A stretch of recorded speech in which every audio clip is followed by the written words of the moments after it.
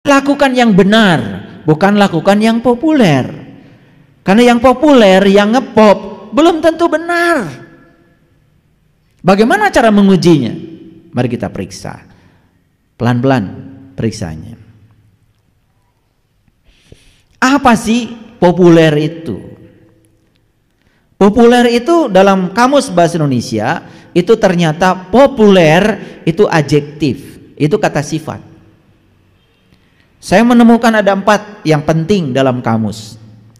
Jadi populer itu artinya yang pertama dikenal dan disukai orang banyak.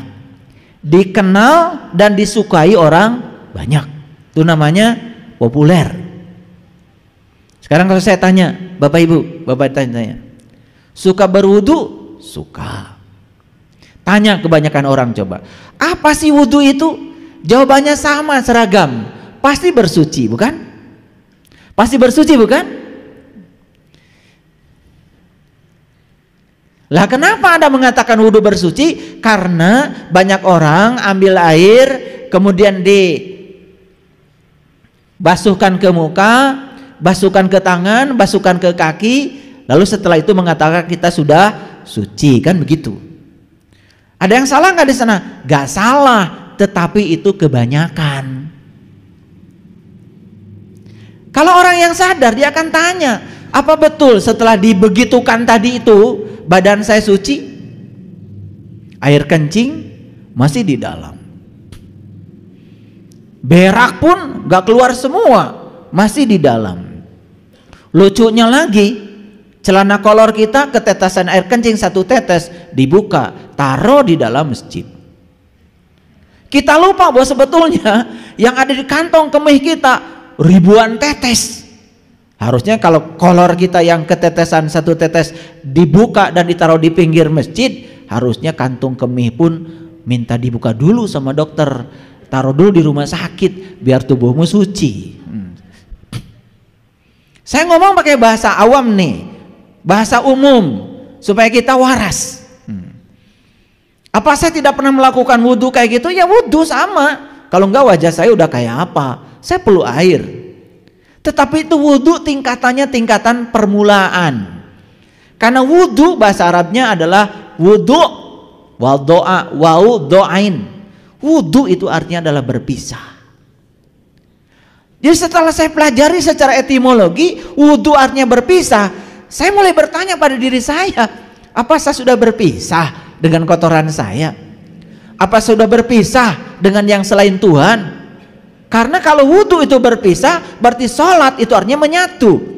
Bagaimana kita bisa menyatu dengan Tuhan kalau kita masih menyatu dengan yang selain Tuhan? Makanya Nabi Ibrahim mengatakan, wa ma ana minal musyrikin. Bebaskan dulu kamu dari yang selain Tuhan, baru kamu akan menyatu pada Tuhan. Wudhu yang kayak gitu belum pernah kita cari. Kita lebih puas wudhu yang kayak gitu. Bahkan tata caranya pun ngikutin kebanyakan orang, bukan? Betul nggak? Seperti itu tata cara yang diajarkan oleh Rasulullah. Apa betul kita membaca teks langsung yang diajarkan Rasulullah? Atau kita mengikuti kebanyakan orang mengajarkan seperti itu? Itu populer. Saya menawarkan, mau nggak saya ajarkan wudhu yang betul-betul memisahkan dirimu dengan selain Tuhan, dan kamu bisa manunggal bersama Tuhan. Jarang yang mau. Makanya kalau wudhu cuma sekedar begitu, apa kita akan sukses sholat? Enggak. Ketika kamu sholat tetap aja pikiranmu mikirin urusan kamu sendiri, mikirin cicilan, gunting hilang. Dan lucunya habis sholat kita mengatakan sudah menyembah Tuhan, untung aja Tuhan diam. Coba kalau Tuhan itu rewel, ketika bilang tadi kamu sholat, iya. Menyembah siapa? Menyembah Tuhan. Kata Tuhan, dari mulai Allahu Akbar sampai Assalamualaikum yang kamu sembah ya pikiranmu sendiri. Kamu sibuk saja dengan pikiranmu sendiri. Aku tidak merasa disembah oleh kamu sedetik pun. Aqimeh sholat tadi, zikri tidak tercapai. Bagaimana bisa mengingat Tuhan kalau kita nggak tahu yang diingat? Bukannya Nabi Muhammad juga untuk bisa sholat mi'raj dulu, jumpa dulu dong dengan yang mau disolatin, baru sholat. Nyembahnya jadi lurus. Maka di Quran dikatakan fa'aqim wajhaka lidini hanifa, luruskan wajahmu kepada yang kamu sembah. Betul begitu? Boro-boro lurus, bolak belok. Tapi kalau sudah salam, lihat orang gak sholat mulai mengkritiki orang. Bukan mikirin sholat saya dampaknya apa, bukan mikirin sholat saya sudah sholat belum, terus saja menyerang pihak lain. Itu namanya populer. Nah, kita jelaskan dulu nih bahasa kamus populer. Kalau berbicara tentang haji secara populer, pasti mikirnya pergi ke tanah suci. Dan kita menganggap tanah yang di sana suci. Yang bilang suci kan kita juga. Padahal maling di sana ada, yang nyolong juga di sana ada, orang berantem juga di sana banyak. Kalau disebut tanah suci kan harusnya sudah suci dong.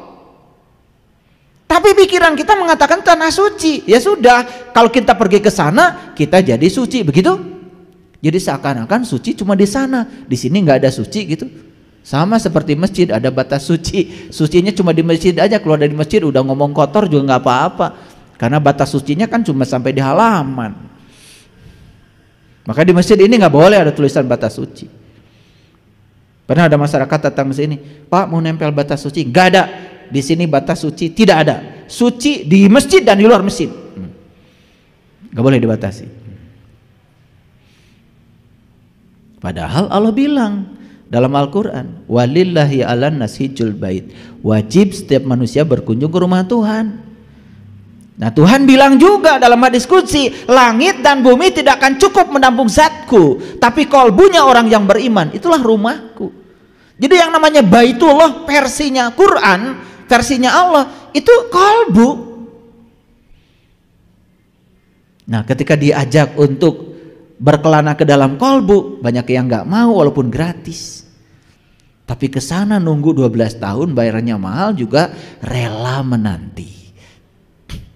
Saya tidak menyalahkan sana, bagus, itu diajarkan pada leluhur kita. Tapi ke sana cuma melihat simbol-simbol, tidak mengerti kenapa tawaf 7 putaran, kenapa mulainya dari Hajar Aswad, kenapa lewat Multajam, kenapa lewat pintu Ka'bah, kenapa lewat Makom Ibrahim, kenapa lewat Hijir Ismail, kenapa lewat Rukun Yamani, kenapa geometrinya lingkaran padahal Ka'bahnya juga kotak. Gak ngerti, ya sudah jadi robot kita. Nah kalau ngikutin kebanyakan orang namanya populer gitu. Saya ingin beda, saya tetap pergi ke sana tapi saya ingin mengerti maksudnya apa. Nah itu udah mulai itu, mulai mengasingkan diri dari populer karena ingin dapat yang lebih baik, ingin dapat yang lebih itu. Ngerti maksud saya? Saya tidak menyalahkan itu bagus. Wudhu yang biasa bagus, kalau kalian nggak kena air juga wajahnya serem.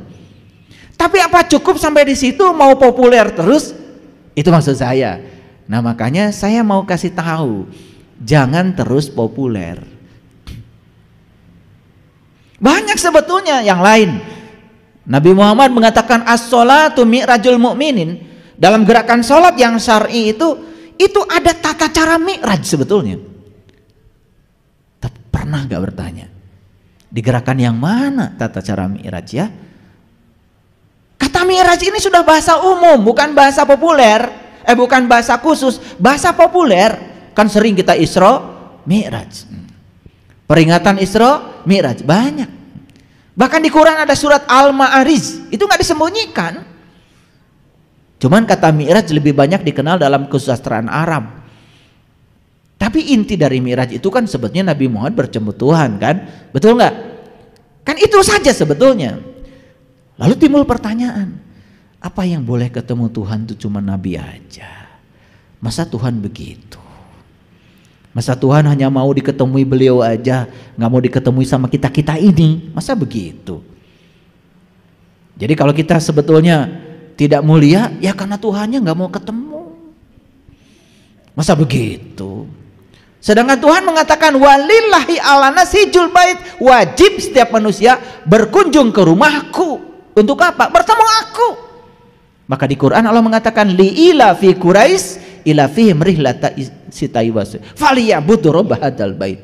Sembah yang punya rumah, jangan sembah rumahnya. Berarti kalau Tuhan bilang sembah yang punya rumah, jangan sembah rumahnya, berarti Tuhan mengajak kita untuk berkunjung ke rumahnya agar kita bisa berjumpa dengan Dia.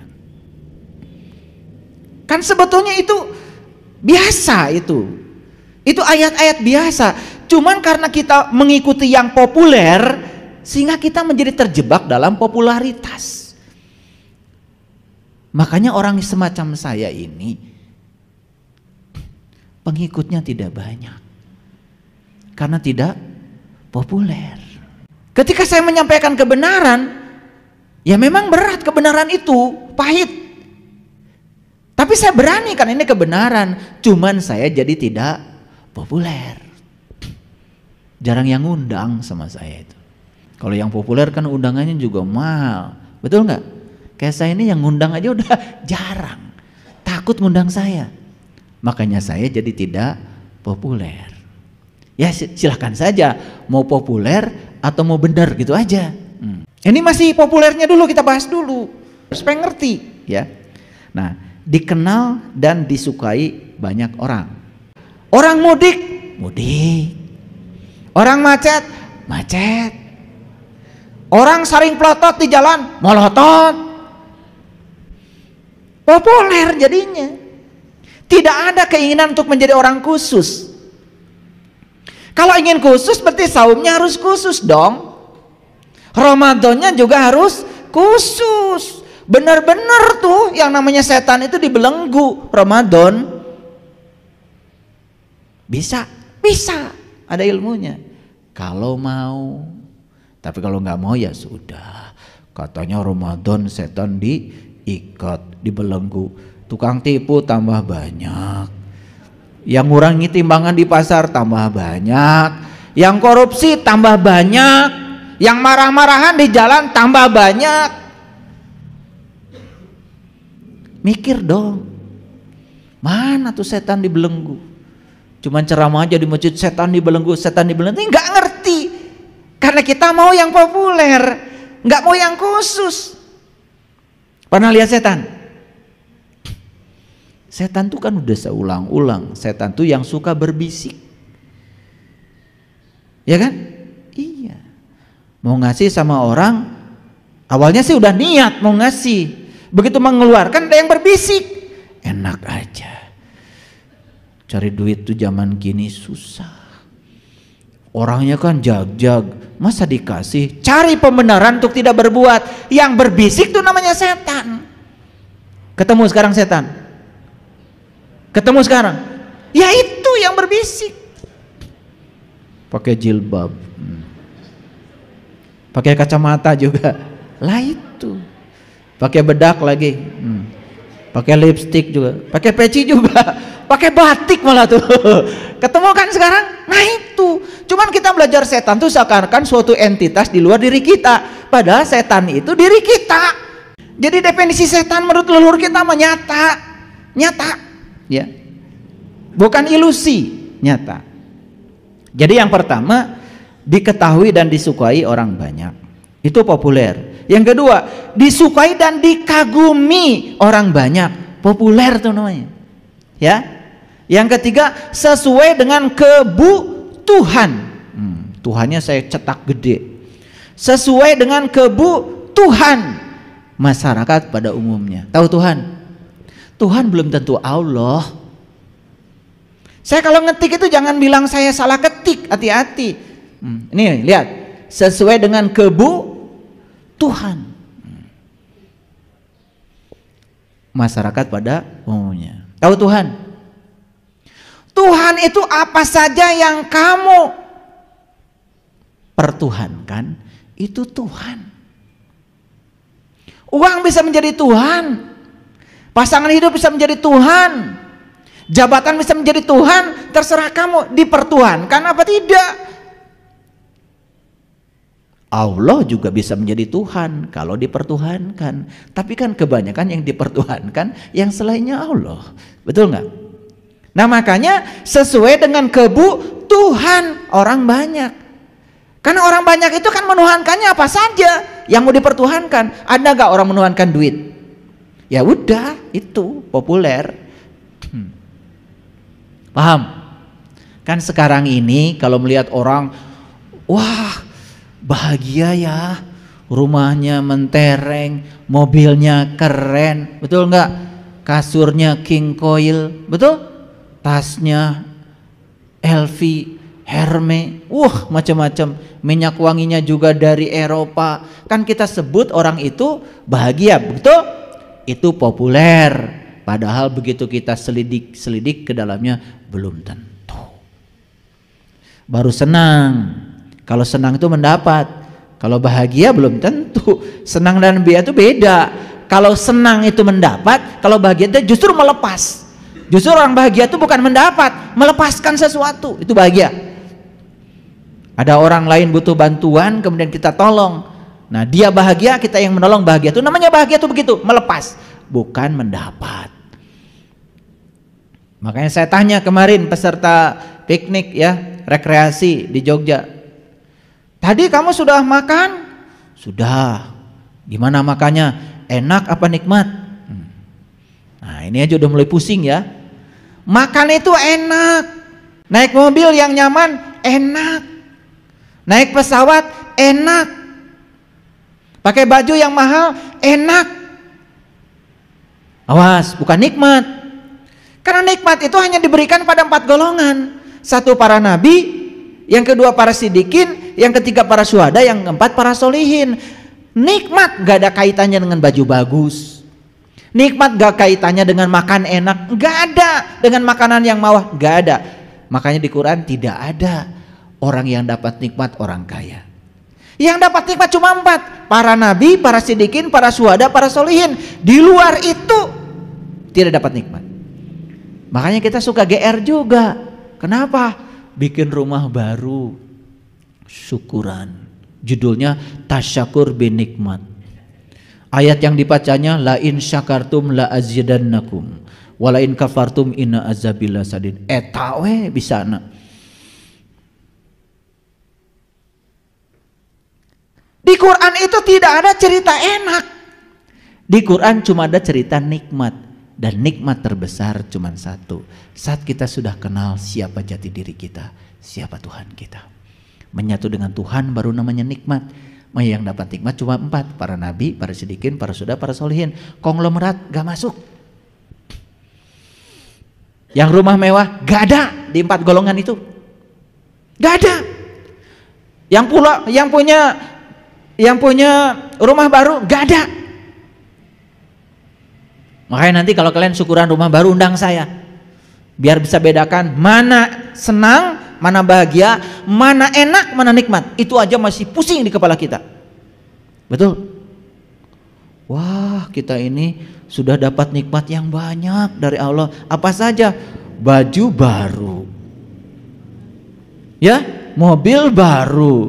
Itu bukan dapat nikmat, dapat enak. Udah biar pusing. Kan ngaji dengan saya supaya pusing. Ya, kalau udah pusing berarti nanti akan mencari supaya nggak pusing. Jadi sekarang saya tidak tuntaskan penjelasannya supaya pusing aja.